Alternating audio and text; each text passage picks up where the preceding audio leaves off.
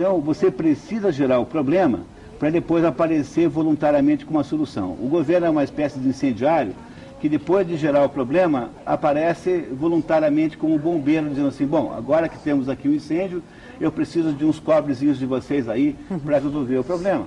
É assim que funciona, esse é o truque do negócio. Quer dizer, o governo manda matar o pai e a mãe, depois pede clemência alegando que é órfão. É essa a estratégia que se usa.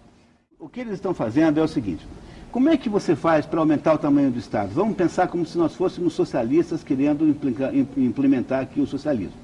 Então eu tenho aí uma economia produtiva, gente que trabalha, eu tenho que tirar o dinheiro do bolso deles. Mas eles, obviamente que eles são submissos, porque afinal de contas eu sou o poder, eles não são. Eu posso fazer muito, eu posso editar uma medida provisória no calar no apagar das luzes do ano, como foi feita com essa 323, eu posso fazer aumentos escondidos de impostos, eu posso fazer uma porção de coisas sorrateiras. Mas eu preciso de uma certa legitimidade mesmo assim, quer dizer, eu preciso mostrar alguma razão para a população para fazer isso. Olha, então o que eu tenho que fazer? Qual é a estratégia fundamental que você e eu usaríamos caso estivéssemos no lugar deles?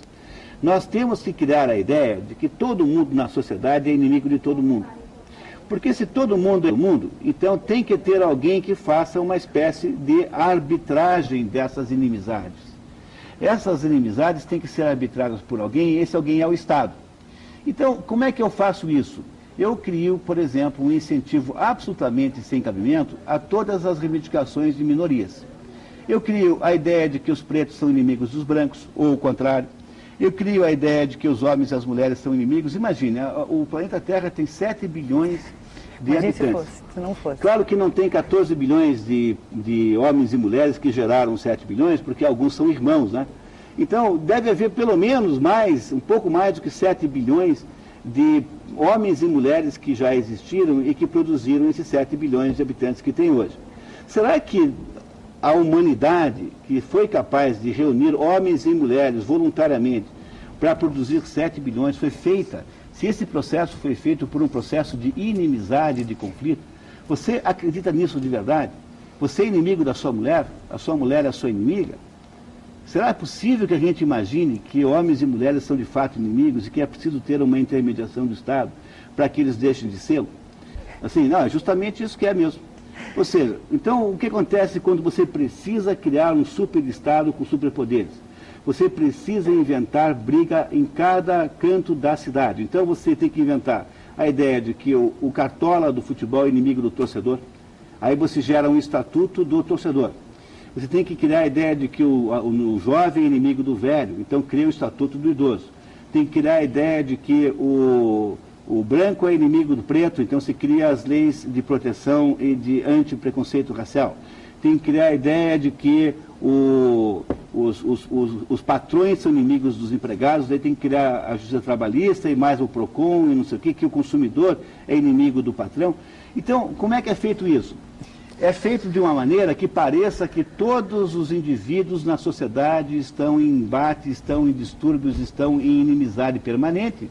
E como todo mundo então não para de brigar, quem é que aparece para resolver o problema? É o sacrosanto Estado, que aparece então com seus mecanismos repressores, e que para que possam existir precisam ser financiados pelo dinheiro da gente mesmo, e que diz assim, não, eu que sou Estado, eu sei melhor como faz para lidar com a relação homem e com mulher. Então, para você compreender bem o que é que significa esse conjunto extraordinário de legislações ditas de natureza social, são simplesmente uma armadilha que estão pondo no seu trajeto, que é financiada com o seu dinheiro para controlar tudo. Não aceite uma coisa dessas. O Estado não tem que se envolver em assuntos privados. Se tem algum empresário que não atende bem a você, faça a única coisa que você pode fazer, não compre mais. Conte para todo mundo que trata-se de uma empresa vigarista e picareta. Mas não vá correndo pedir licença, ajuda para a polícia, isso é bobagem. Se uma mulher recebeu uma cantada de um homem, faça como toda mulher fez até hoje. Coloque-se na sua posição de superior, de poder sobre os homens e não dê a mínima. Agora, eu acho inacreditável isso. As mulheres, que uma mulher comum tem um controle absoluto sobre qualquer homem. É claro, pode ter um outro maluco que é incontrolável. As mulheres mandam na relação estabelecem um enredo. Agora uma mulher levou uma cantada, vai correndo pedir ajuda para a polícia. Vocês já imaginaram que país ridículo que é esse que nós estamos criando? Nós estamos infantilizando todo mundo. Como é que você infantiliza todo mundo? Você cria a ideia maluca de que todo mundo é inimigo de todo mundo, e aí traz o Estado plenipotenciário que agora, em vez de produzir produtos físicos, em vez de andar na economia, fica tentando controlar o que nós falamos, o que nós dizemos, a nossa alma, o nosso espírito, o nosso coração. Vocês acham que isso é pouco totalitarismo? É muito melhor pegar os milicos autoritários, porque esses milicos não querem conquistar a sua mente, não querem produzir o teu enredo. Eles não querem que você veja o filme X ou Y, mas eles não querem que você pense de outro jeito. Essa situação que nós vivemos hoje é de um totalitarismo típico daquilo que Orwell escreveu em 1984. É uma espécie de Big Brother que sabe tudo o que você diz, sabe tudo o que você lê, tudo que você escreve. Daqui a pouquinho está o governo olhando a internet com o direito de entrar no mérito das suas mensagens, e essa gente então fica controlando você com o seu próprio dinheiro. Esse é o problema fundamental que nós precisávamos, contra o qual nós tínhamos que nos rebelar um pouco, pelo menos a gente tinha que ficar chateado com isso. Agora, a pior situação de todas é a gente entrar nessa história como ingenuamente, ainda achando muito bonito que tem a lei disso, daquilo, o estatuto daquilo, o estatuto do outro. Imagine se tem cabimento uma coisa dessa. Pense um minuto que você vai perceber que não tem sentido, nem tem cabimento. Mas pense, tá? Saia um pouquinho da hipnose coletiva e comece a perguntar assim, será que isso está certo? Faça a mesma coisa que você pode estar fazendo comigo agora, com o conjunto das regras que estão hoje aí atuando para criar a sociedade do jeito que ela é.